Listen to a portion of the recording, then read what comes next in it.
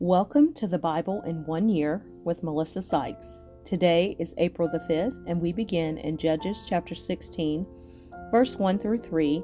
Samson removes Gaza's gates. Now Samson went to Gaza and saw a harlot there and went into her. When the Gazites were told, "Samson has come here," they surrounded the place and lay in wait for him all night at the gate of the city. They were quiet all night, saying, "In the morning, when it is daylight, we will kill him." And Samson lay low till midnight. Then he arose at midnight, took hold of the doors of the gate of the city and the two gateposts, pulled them up, bar and all, put them on his shoulders, and carried them to the top of the hill that faces Hebron. Samson and Delilah. Judges chapter 16, verse 4 through 22. Afterward it happened that he loved a woman in the valley of Sorek, whose name was Delilah. And the lords of the Philistines came up to her and said to her, "Entice him and find out where his great strength lies, and by what means we may overpower him, that we may bind him to afflict him. And every one of us will give you 1,100 pieces of silver." So Delilah said to Samson, "Please tell me where your great strength lies, and with what you may be bound to afflict you."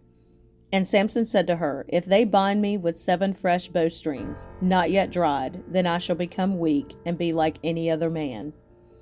So the lords of the Philistines brought up to her 7 fresh bowstrings, not yet dried, and she bound him with them.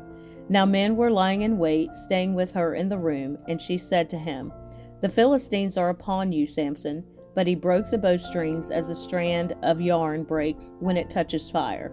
So the secret of his strength was not known. Then Delilah said to Samson, "Look, you have mocked me and told me lies. Now please tell me what you may be bound with." So he said to her, "If they bind me securely with new ropes that have never been used, then I shall become weak and be like any other man." Therefore Delilah took new ropes and bound him with them and said to him, "The Philistines are upon you, Samson." And men were lying in wait, staying in the room, but he broke them off his arms like a thread. Delilah said to Samson, "Until now you have mocked me and told me lies. Tell me what you may be bound with." And he said to her, If you weave the 7 locks of my head into the web of the loom." So she wove it tightly with the batten of the loom and said to him, "The Philistines are upon you, Samson." But he awoke from his sleep and pulled out the batten and the web from the loom. Then she said to him, "How can you say, 'I love you,' when your heart is not with me? You have mocked me these 3 times, and have not told me where your great strength lies." And it came to pass, when she pestered him daily with her words and pressed him, so that his soul was vexed to death, that he told her all his heart, and said to her, "No razor has ever come upon my head, for I have been a Nazarite to God from my mother's womb. If I am shaven, then my strength will leave me, and I shall become weak and be like any other man." When Delilah saw that he had told her all his heart, she sent and called for the lords of the Philistines, saying, "Come up once more, for he has told me all his heart." So the lords of the Philistines came up to her and brought the money in their hand. Then she lulled him to sleep on her knees, and called for a man and had him shave off the 7 locks of his head. Then she began to torment him, and his strength left him. And she said, "The Philistines are upon you, Samson." So he awoke from his sleep and said, "I will go out as before, at other times, and shake myself free." But he did not know that the Lord had departed from him. Then the Philistines took him and put out his eyes, and brought him down to Gaza. They bound him with bronze fetters, and he became a grinder in the prison. However, the hair of his head began to grow again after it had been shaven. Samson's final victory. Judges chapter 16, verses 23 through 31. Now the lords of the Philistines gathered together to offer a great sacrifice to Dagon their god, and to rejoice. And they said, "Our God has delivered into our hands Samson our enemy." When the people saw him, they praised their God, for they said, "Our God has delivered into our hands our enemy, the destroyer of our land, and the one who multiplied our dead." So it happened, when their hearts were merry, that they said, "Call for Samson, that he may perform for us." So they called for Samson from the prison, and he performed for them, and they stationed him between the pillars. Then Samson said to the lad who held him by the hand, Let me fill the pillars which support the temple, so that I can lean on them." Now the temple was full of men and women. All the lords of the Philistines were there, about 3,000 men and women, on the roof watching while Samson performed. Then Samson called to the Lord, saying, "O Lord God, remember me, I pray. Strengthen me, I pray, just this once. O God, that I may with one blow take vengeance on the Philistines for my 2 eyes." And Samson took hold of the 2 middle pillars which supported the temple, and he braced himself against them, one on his right and the other on his left. Then Samson said, "Let me die with the Philistines." And he pushed with all his might, and the temple fell on the lords and all the people who were in it. So the dead that he killed at his death were more than he had killed in his life. And his brothers and all his father's household came down and took him, and brought him up and buried him between Zorah and Eshtaol, in the tomb of his father Manoah. He had judged Israel 20 years. The events of Judges chapter 17 through chapter 21 occurred sometime early in the period of the Judges. Micah's idols. Judges chapter 17, verse 1 through 13.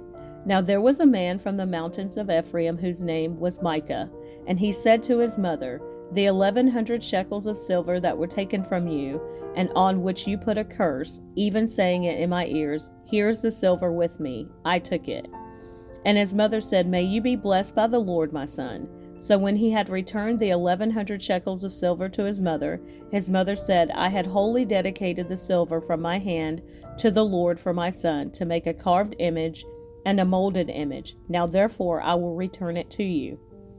Thus he returned the silver to his mother. Then his mother took 200 shekels of silver and gave them to the silversmith, and he made it into a carved image and a molded image, and they were in the house of Micah. The man Micah had a shrine and made an ephod and household idols, and he consecrated one of his sons, who became his priest. In those days there was no king in Israel. Everyone did what was right in his own eyes. Now there was a young man from Bethlehem in Judah, of the family of Judah. He was a Levite and was staying there. The man departed from the city of Bethlehem in Judah to stay wherever he could find a place. Then he came to the mountains of Ephraim, to the house of Micah, as he journeyed. And Micah said to him, "Where do you come from?" So he said to him, "I am a Levite from Bethlehem in Judah, and I am on my way to find a place to stay." Micah said to him, "Dwell with me and be a father and a priest to me, and I will give you 10 shekels of silver per year, a suit of clothes, and your sustenance." So the Levite went in. Then the Levite was content to dwell with the man, and the young man became like one of his sons to him. So Micah consecrated the Levite, and the young man became his priest, and lived in the house of Micah. Then Micah said, "Now I know that the Lord will be good to me, since I have a Levite as priest." Idolatry in the tribe of Dan. Judges chapter 18, verse 1 through 31. In those days there was no king in Israel, and in those days the tribe of the Danites was seeking an inheritance for itself to dwell in. For until that day their inheritance among the tribes of Israel had not fallen to them. So the children of Dan sent 5 men of their family from their territory, men of valor from Zorah and Eshtaol, to spy out the land and search it. They said to them, "Go search the land." So they went to the mountains of Ephraim, to the house of Micah, and lodged there. While they were at the house of Micah, they recognized the voice of the young Levite. They turned aside and said to him, "Who brought you here? What are you doing in this place? What do you have here?" He said to them, "Thus and so Micah did for me. He has hired me, and I have become his priest." So they said to him, "Please inquire of God, that we may know whether the journey on which we go will be prosperous." And the priest said to them, "Go in peace. The presence of the Lord be with you on your way." So the 5 men departed and went to Laish. They saw the people who were there, how they dwelt safely in the manner of the Sidonians, quiet and secure. There were no rulers in the land who might put them to shame for anything. They were far from the Sidonians, and they had no ties with anyone. Then the spies came back to their brethren at Zorah and Eshtaol, and their brethren said to them, "What is your report?" So they said, "Arise, let us go up against them, for we have seen the land, and indeed it is very good. Would you do nothing? Do not hesitate to go and enter to possess the land. When you go, you will come to a secure people and a large land, for God has given it into your hands, a place where there is no lack of anything that is on the earth. And 600 men of the family of the Danites went from there, from Zorah and Eshtaol, armed with weapons of war.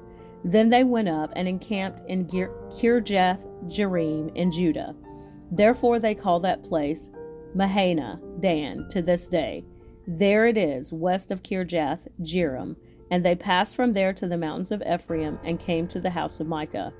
Then the 5 men who had gone to spy out the country of Laish answered and said to their brethren, Do you know that there are in these houses an ephod, household idols, a carved image, and a molded image? Now therefore consider what you should do.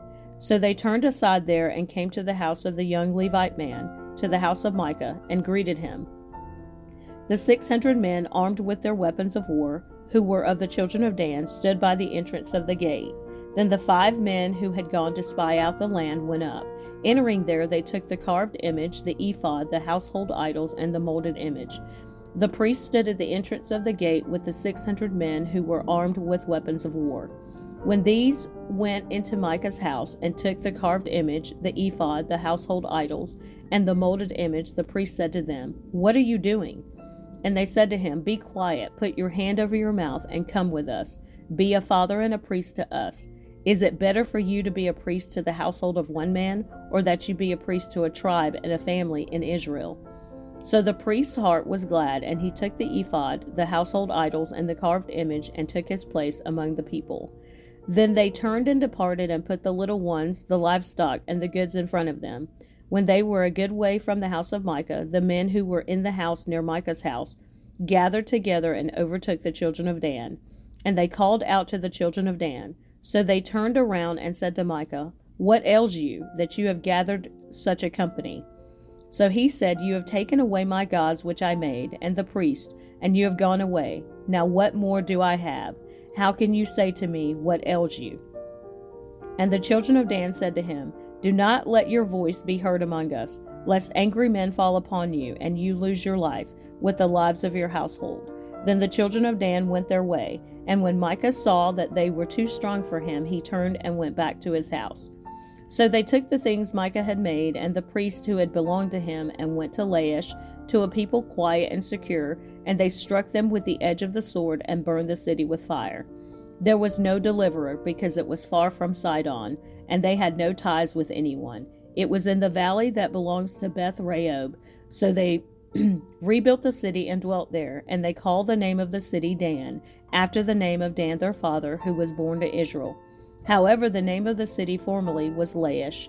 Then the children of Dan set up for themselves the carved image, and Jonathan the son of Gershom, the son of Manasseh, and his sons were priests to the tribe of Dan until the day of the captivity of the land. So they set up for themselves Micah's carved image which he made, all the time that the house of God was in Shiloh.